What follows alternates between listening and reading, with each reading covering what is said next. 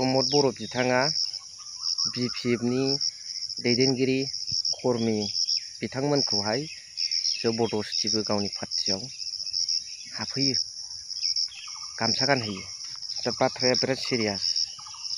लोगोसे माखासे बर'नि मुंदांखा फुरा फेमास निउस पर्टेलफोर दं। ओरैबायदि वान साइड बेखौल' होखागोन आरो इउटुबार नङा, खिन्थु निउस चेनेल बर'नि फुरा हाइस्टआव दं बिसोरो। दा बेखौ सावरायगोन दिनैनि भिडिअ'आव। लोगोसे सानसेनि गेजेरावनो 24 घन्टानि गेजेरावनो BPFनिफ्राय UPPL आव हाबनाया BPF आव फैफिनदों। आसुरित मोनथावथाव भिडिअ क्लिप्सखौ नोंथांमोना नायग्रोदो।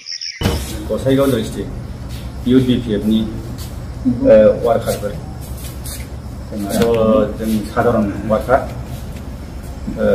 जोंना पर्टफलिय' गैया दासिमाव। जों माने दा बे समाव मैयाहाय माने जों गोसो जानानै UPPL दोलोआवहाय सापर्ट होनोसै होननानै जों मैया जइन जानाय जादोंमोन। दा मिस आन्डारस्टेन्डिंआव दिनै जों जोंनि फुराना दैदेनगिरिफोरजों लोगो मोनलायनानै सावरायलायनायनि गेजेराव बेफोर भुल बुजाबुजिखौ सुद्रायनानै बेयावनो मिला मिसायै खामानि मावनो होननानै माने जगदान जाफिननाय जाबाय आरोखि।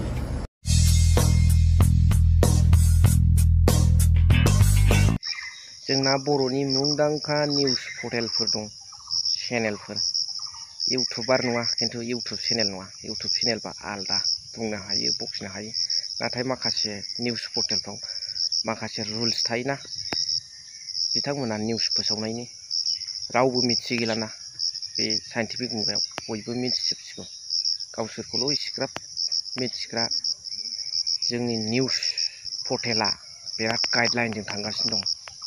बे नङा, बयबो आजिखालि इन्टारनेट गुगोलनि जुगावहाय नायनानै मिथिखायो। दा बेवहाय बे चेनेल माखासेया वान साइड थाङो। बिनि एग्जाम्पला जाहैबाय जेला RNB सिभिल हस्पिटालखौ क'क्राझाराव होबथानांगौनि सार्थ'आव BPFनिफ्राय जेब्ला धरना होदों सानथाम सानब्रै दावराव देख्रेब सारमोन जनजाति सुरक्षा मन्चनिफ्राय फैनानै, बे समाव बै चेनेलफोरनिफ्राय जेबो निउस दामनायखौ जों नुनो मोनाखै रायजो राजाफ्रा। नाथाय जेब्ला बेनि सायाव प्रमद बर'आ लेक्सार होबाय, बिथां CM सारा, अब्ला बेखौ दामनानै होबाय। बिनि बिरुद्धियानो जा, बे हस्पिटाला बायग्लिलांनाय खोथायानो जायाथों मानो, बिसिनिखौबा निउसाव फोसावना होगोन। नाथाय बैसोर बिथांमोना रायजो राजानि सुजुग सुबिदानि थाखाय, देरहासात बसुमतारी, दावराव देख्रेब सारमोना, प्रमेला रानी ब्रह्म, बारग' मन्थ्रि बिथां मेदाम मोनहा होख्रावबाबो बिथांमोननिखौ होनाय नङा। बबेनिफ्राय एथ' मोजां जास्टिसखौ बिथांमोना, बे ल'खौ बबे कनस्टिटिउसननिफ्राय, बबे संसारनि कनस्टिटिउसननिफ्राय, सोर लिरनाय कनस्टिटिउसननिफ्राय खनखांनानै लाखो?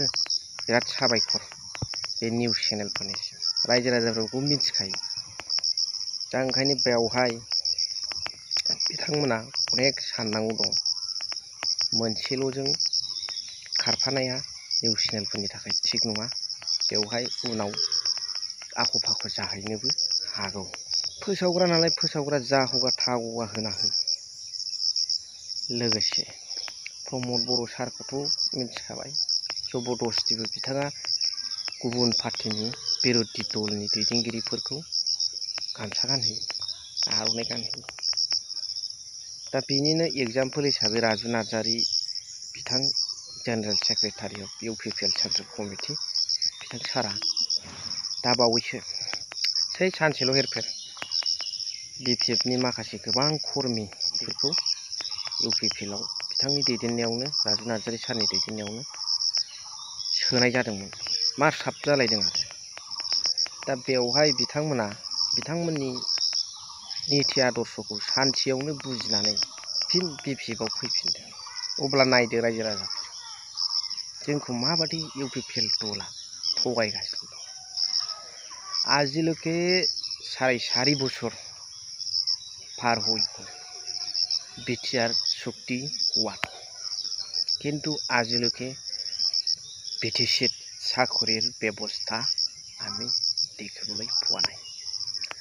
আৰু সেই বিটিচি সেক্ৰেটাৰিয়েটত ৰাস্তাৰ গেটত বিটিআৰ সেক্ৰেটাৰিয়েট এনেকুৱা আমি লিখাটো আজিলৈকে দেখিবলৈ পোৱা নাই। আৰু ৰাইটিং পেডত বিটিআৰত নামত জাগাত বিটিচিয়ে আছে, তো আমাক ৰাইজসকলক ইউপিপিএলত নেতাসকলে বুৰ্বক বনাই আছে। বিটিআৰ শান্তিৰ নামত আসাম গভৰ্ণমেণ্ট কোটি কোটি টকা এক্সপ্লইট কৰি আছে। এইটো আমাৰ লিডাৰসকলে দেখা পাইছে, তথাপিও মুখত একো কথা নাই। কোটি কোটি টাকাৰ টেণ্ডাৰ বেলেগ জাগাত আউট অফ বিটিচিৰ কন্ট্ৰেক্টৰসকলক দি আছে বিটিআৰ গভৰ্ণমেণ্টে। কোটি কোটি টাকা রিফান্ড সেন্ট্রেল গভর্নমেন্টত ঘূৰাই মানে রিটার্ন হয়ে গ'ল। সেই সম্পূর্ণ ঘটনা কাৰ্যক্ৰমবিলাক চাই পেলাই ৰাইজসকলে আপোনালোকে কি ভাবে বিটিআৰ গভৰ্ণমেণ্টৰ বিষয়ে? সেই গভৰ্ণমেণ্টটো অহা 2025 ভাঙাব লাগে না নাই, সেইটো কমেণ্টত জনাই দিয়ক। সেই গভৰ্ণমেণ্টটো আৰু বেছি দিন থাকিলে আমাৰ এই অঞ্চলত উন্নয়নৰ ৰাস্তা বা সম্পূৰ্ণ জনজাতিৰ বা সম্পূৰ্ণ ৰাইজসকলৰ শান্তি ডেভেলপমেণ্ট সেইবিলাক কোথায় ধ্বংস হৈ যাব। আপোনালোকে কি ভাবে কমেণ্টত জনাই দিয়ক। Thank you for watching. Love you.